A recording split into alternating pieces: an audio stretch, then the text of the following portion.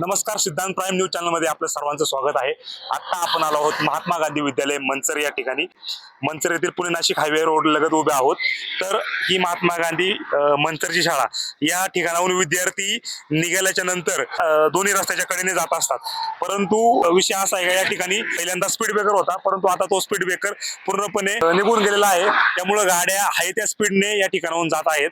तर या विषयावरती चर्चा करण्यासाठी आपल्या समवेत दिनेश बानकिले आहेत। काय समस्या आहे आणि काय विषय आहे? नमस्कार, मी दिनेश बानकिले, महाराष्ट्र नवनिर्माण सेना तांबेगाव तालुका अध्यक्ष। मी गेल्या बऱ्याच दिवसापासून बघतो की या रस्त्यावर जे स्पीड ब्रेकर होते ते स्पीड ब्रेकर गायब झालेले आहेत। आणि आपण इथे बघतो की इथून एक हा स्पीड ब्रेकर आणि तिकडचा स्पीड ब्रेकर दोन्ही गायब झालेले। या महात्मा गांधी विद्यालयामध्ये जवळजवळ 4000 लोक, 4000 पोरं रोजचा या रस्त्यावरनं जाय करतात किंवा शिक्षणासाठी येत असतात। समोरच आवटे कॉलेज आहे, इथे महात्मा गांधी विद्यालय।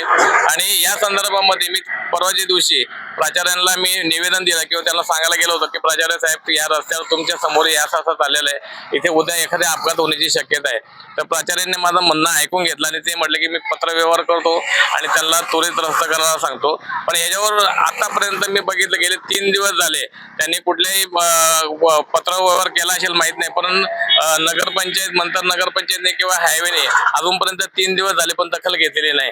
तर त्यांनी तातडीने दखल घेऊन या रस्त्यावर स्पीड ब्रेकर टाकावे का एखाद्याचा जीव गेल्यानंतर हायवे आणि नगरपंचायत जागे होणार, असा मोठा प्रश्न आहे। परवा दिवशी मी इकडनं या बाजूने मंतरला चाललो होतो, एक शाळकरी शाळा सुटलेली म्हणत लहान मुलीला मोटरसायकलला धक्का लागला, ती मुलगी पडली। परंतु ते बरं झालं की मागून एखादी गाडी नाही आली।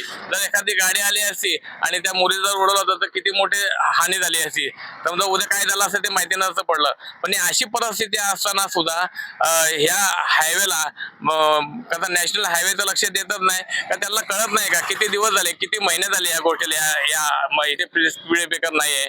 आणि आपली मंचर नगरपंचायतचे जे मुख्य अधिकारी आहे त्यांना सुद्धा हा विषय जाणीवपूर्वक कोणीतरी त्यांच्या कानावर घातला पाहिजे। तुमच्या माध्यमातून तो कळेलच, त्यांनी तुमच्या माध्यमातून हा विषय कळाल्यानंतर तातडीने त्याच्यावर कारवाई करून ते स्पीड ब्रेकर बसवण्याची कारवाई करायला पाहिजे, अशीच माझ्या महाराष्ट्र नवनिर्माण सेनेच्या वतीने तालुका अध्यक्ष या वतीने माझी मागणी आहे।